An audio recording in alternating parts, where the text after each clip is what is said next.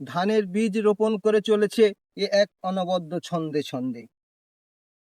চতুর্দিকে বিভিন্ন প্রজাতির পাখির ডাক, বিভিন্ন শব্দের মাধ্যমে তাদের মনের ভাষা যেন প্রকাশ করে চলেছে। কয়েক সপ্তাহের মধ্যে এই ধানের বীজগুলো সারা মাঠকে সবুজে সবুজে ভরিয়ে তুলবে। এই দৃশ্য, মনোরম দৃশ্য, এক সৌন্দর্য প্রাকৃতিক। তাই কবি তার কবিতার মাধ্যমে এই প্রাকৃতিক সৌন্দর্যটাকে আমাদের কাছে সুন্দরভাবে তুলে ধরেছে।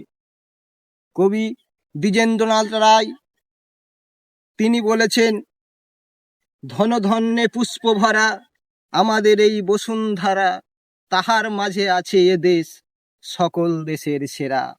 সে যে স্বপ্ন দিয়ে তৈরি, সে যে স্মৃতি দিয়ে ঘেরা, এমন দেশটি কোথাও খোঁজে পাবে নাখো তুমি, সকল দেশের রানী সেজে আমার জন্মভূমি।